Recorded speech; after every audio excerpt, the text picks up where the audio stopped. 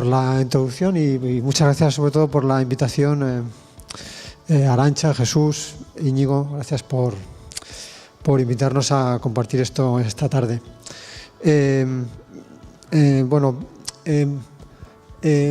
Hemos estado pensando qué proyecto o qué asunto tendría más que ver con esta cosa de la producción y hemos encontrado un proyecto que hemos realizado como en Bilbao y que realmente tenía como en su nacimiento este interés especial en el pensamiento, la reflexión sobre el lugar de producción, sobre el hecho de la producción en el centro de la ciudad.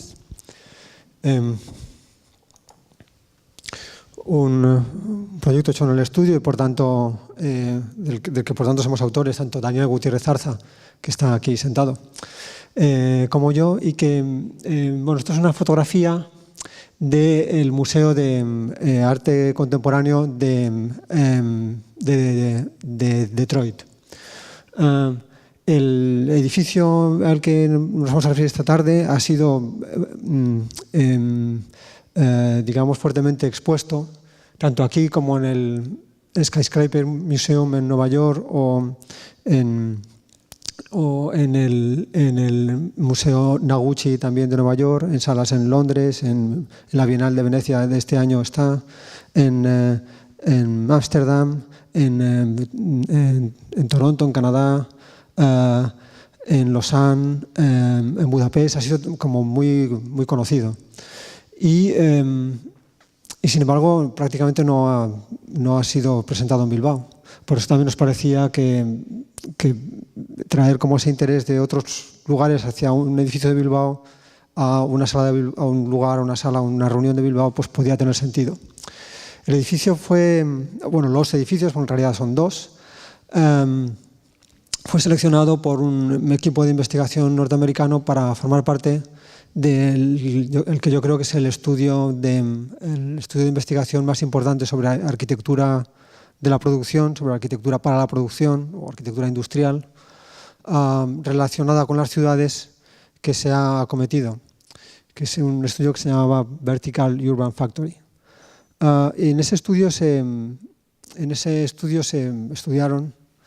investigación se estudiaron 30 edificios. 10 eran edificios clásicos, de los pioneros, digamos, de la arquitectura para la producción. 10 eran edificios, digamos, paradigmáticos del siglo XX y dedicados a la producción, y otros 10 eran edificios del siglo XXI, que eran preguntas que en ese momento se hacían los arquitectos sobre cómo podía ser la producción o la arquitectura para la industria en ese momento.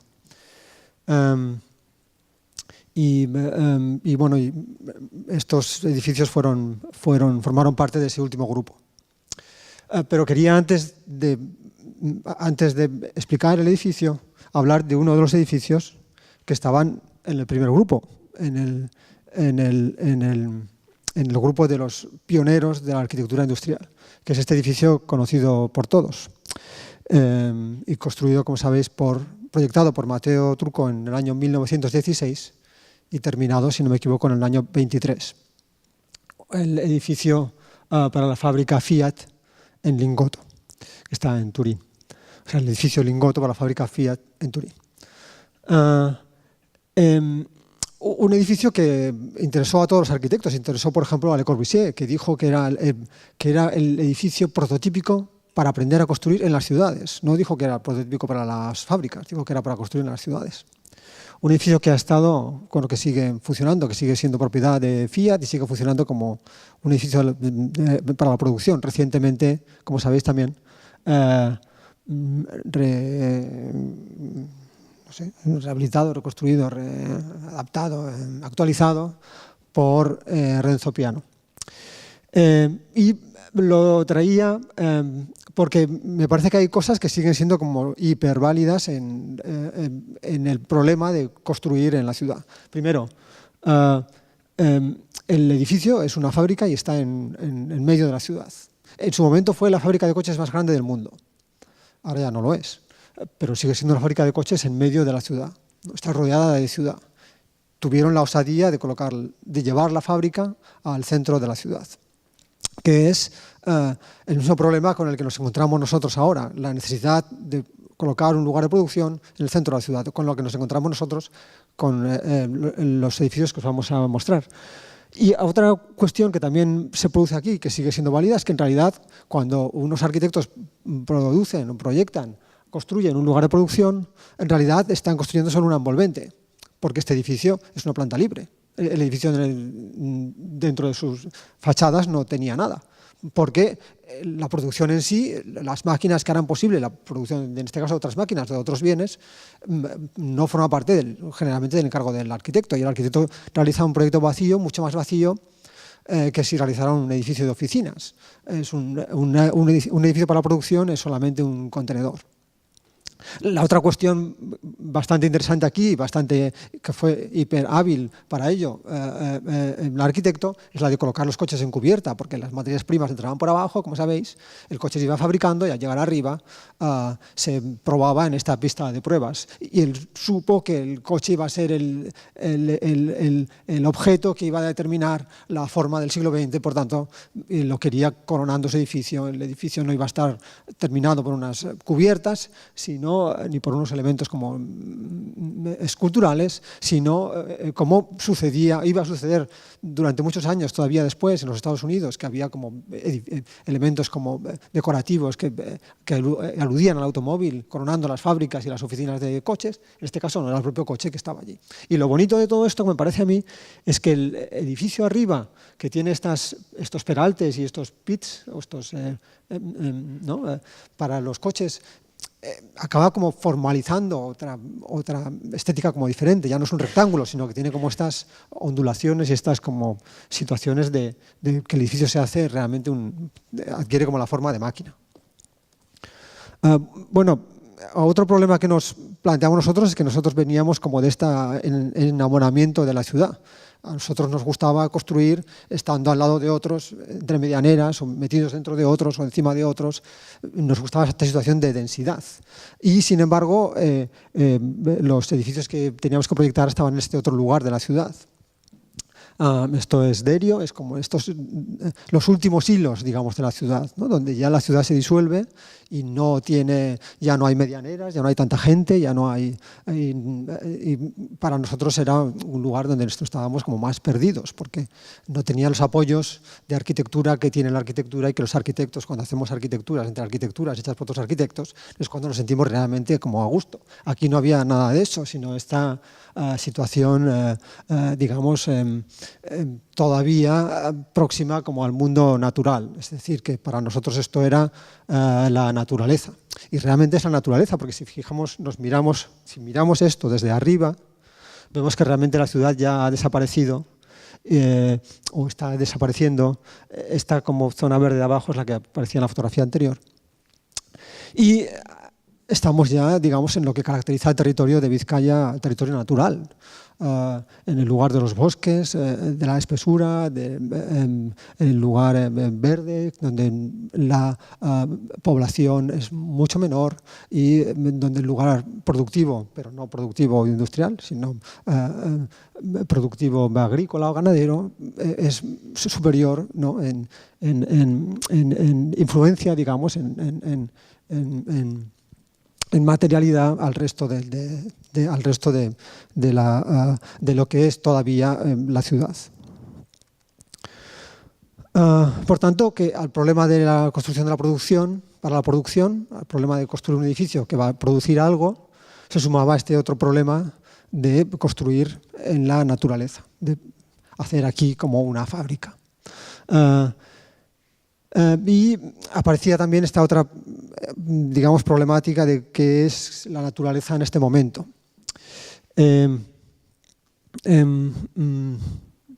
Este lugar natural, es un lugar que hasta hace poco explorábamos, digamos, con cuidado, ¿no? Explorábamos adentrándonos en él. Si nuestro conocimiento de la naturaleza, nuestra manera de acercarnos a la naturaleza, al elemento como natural, era esta situación casi del explorador, ¿no? Del explorador urbano que se abre camino cuidadosamente entre este lugar natural.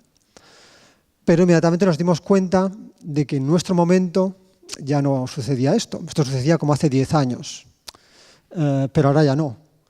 Ahora nuestro conocimiento de la naturaleza es muy diferente, creo yo. No tiene esa proximidad física. Nosotros conocemos la naturaleza, o también la conocemos de esta o de otra manera. Podemos conocer las naturalezas de cualquier parte del mundo de una manera mucho más intensa, mucho más mediada, desde luego, mucho menos directa, pero también mucho más respetuosa, de una manera mucho menos invasiva, ¿no? Esto, como veis, es una imagen de la Amazonía que podemos ver y que vemos, de hecho, de este lugar o de cualquier otro lugar del mundo desde nuestro ordenador. Pero no solamente es esta situación del ordenador que nos permite, gracias a Google, ver estas situaciones, sino que el conocimiento de la naturaleza realmente es así de intenso. Podemos ver la naturaleza de elementos que están muy, muy lejanos y que hace 10 años no sabíamos no éramos conscientes de su realidad. Y ahora sí, podemos ver en esta sala dónde está, yo ahora no sé dónde está Neptuno, pero gracias a una aplicación sí que podemos saber dónde está Neptuno, a qué distancia y cómo nos desplazamos relativamente, ¿no? O también podemos ver en un lugar natural cuál era el pasado de ese lugar natural. De manera que nuestra relación con la naturaleza es a la vez nuestra relación con el tiempo, que ha atravesado esa naturaleza. Y el futuro de los elementos que vemos, de los elementos naturales que vemos, es un futuro que ya ha sucedido. Con lo cual nuestro conocimiento es tremendamente potente y tremendamente cercano a ese lugar que sigue siendo como la naturaleza. Y esto está al alcance de nuestros bolsillos, ¿no? Porque lo llevamos en el bolsillo y sucede con todos los órdenes de la vida. Bien, por tanto, la naturaleza hoy en día no solamente es ese lugar que podemos pisar, sino también es ese lugar con el que establecemos una relación. Bien, pues así, con estas preocupaciones dobles, ¿no?, de la producción y de la relación con la naturaleza, empezamos a plantearnos cómo poder colocar un elemento construido en ese lugar. Y va a ser un elemento autónomo, relacionado, y con el que pudiéramos establecer como estas relaciones más mediáticas que invasivas. Y que, digamos, apareciera como un evento de esa naturaleza casi con las mismas pautas, con las mismas circunstancias que un hito o un elemento colocado ahí, ¿no? Los edificios son estos dos edificios. Uno son las plantas de software y biotecnología.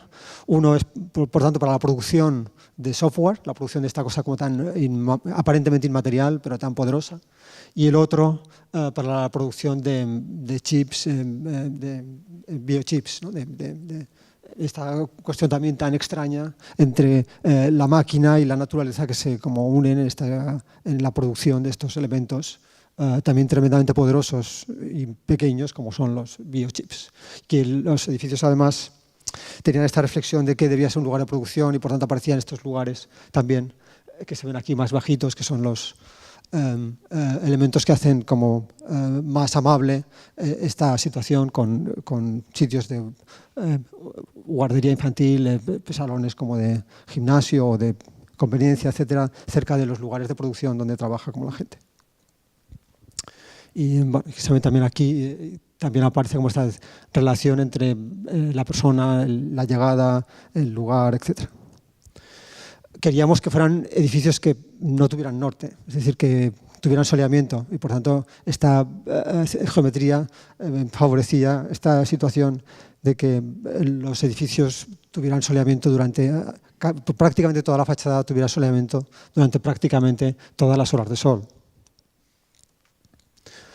Y también minimizaba la sombra entre ellos, ¿no? Los edificios parecen iguales, pero son diferentes. Se minimizarán como las sombras entre ellos, ¿no? Luego está esta historia que tienen que cumplir los edificios productivos, que es esta cuestión ligada al rendimiento, ¿no? Que haya mucha superficie productiva, muy poca superficie consumida en accesos y cosas así.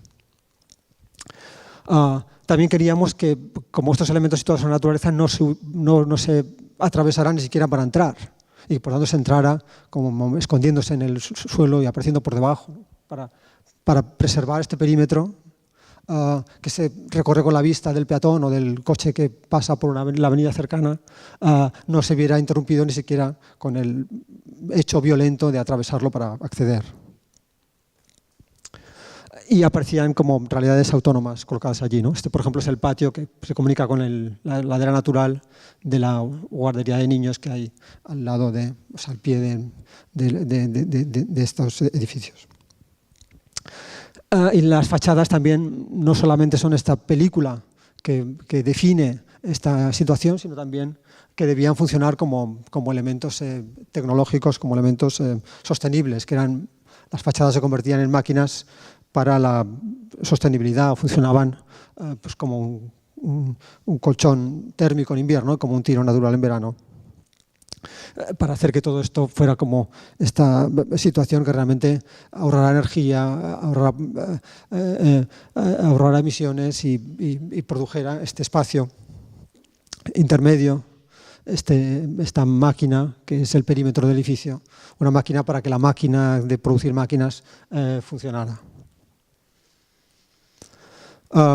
La construcción de esto es, sin más, unas piezas de hormigón, unos elementos de vidrio que se repiten y unas piezas de acero inoxidable sin pulir, de manera que es lo que nosotros llamamos fat-free architecture, arquitectura que no tiene grasas, ¿no? Arquitectura que solamente es el elemento que se necesita y que no tiene ninguna vinculación especial ni con el detalle constructivo, sino que es solamente el elemento sin edulcorantes, ¿no? sin aditivos, solamente los elementos constructivos. La trama del vidrio es una trama que es el resultado de una experimentación con lápiz graso, es decir, que al final es el elemento más material o manual, mejor dicho, se convierte en tecnológico a través de esta tecnología del vidrio impreso. Y también producía esta situación de que el edificio, digamos, se acaricia con la mirada, es esta realidad autónoma en el paisaje que se referencia uno con otro, y que esa situación es diferente si miras el edificio por un lado o por el otro, ¿no? Como también sucede en elementos de la naturaleza. Este es el interior, que también es un interior sin aditivos, ¿no? Una arquitectura sin colorantes, sin detalles constructivos. Este es el interior de las plantas de biotecnología, que tienen más recubrimientos porque necesita ser superficies mucho más limpiables.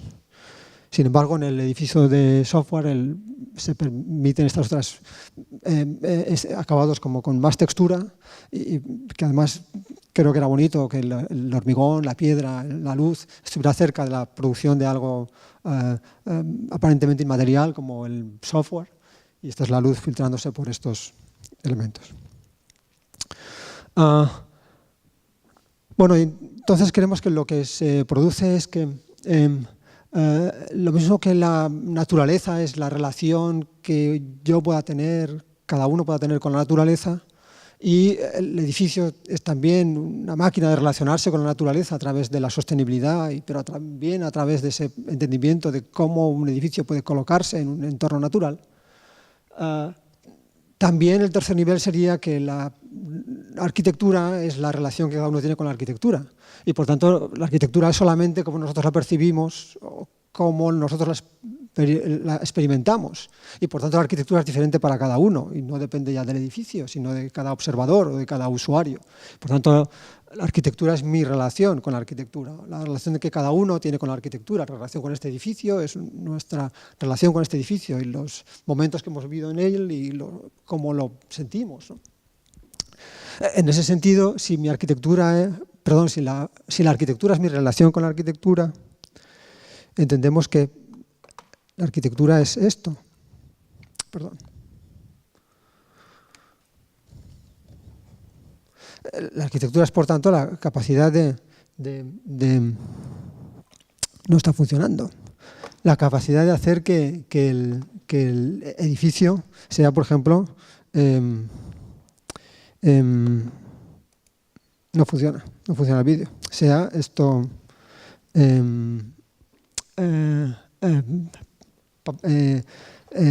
viajado o patinado, ¿no? Pero esto debería ponerse en marcha un vídeo, pero no se pone. Sí, pero no consigo darle porque no está ratón. Yo al menos no lo veo.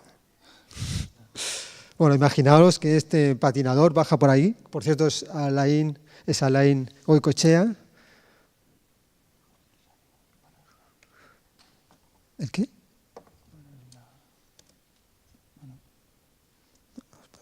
Bueno, no funciona. Luego, como tengo el vídeo aparte, os lo enseño si queréis. Alain Goicoechea viajando, ¿no?, por los pilares del edificio y haciendo que el edificio realmente se active junto con él, ¿no? Y acabo con esta imagen de esta plaza de acceso donde están los elementos comunes y elementos family friendly del edificio, que es como el acceso, etcétera. Y por una situación que se produjo en un momento dado cuando una marca de coches utilizó el edificio para hacer esto comercial, ¿no?, para un anuncio de coches y una serie de fotografías, que no tiene más trascendencia. Bueno, pero el asunto es que pusieron el coche como en todas partes y el coche se conectó con el edificio, lo cual era previsible.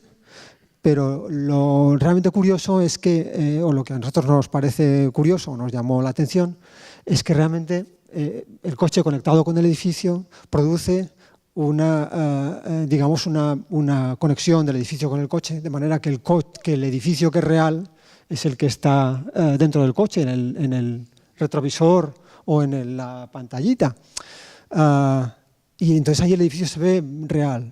Pero al mismo tiempo, el edificio que antes era real se queda como desvanecido y aparece, como veis, ¿no?, como una especie de sueño, como una fantasía irreal, ¿no? El edificio como que se ha ido y solo queda la relación en este caso el usuario, en este caso el coche, con el edificio, y el edificio como ha desaparecido. Bueno, y así como desaparece el edificio, desaparezco yo también. Así que es que ricasco, muchas gracias.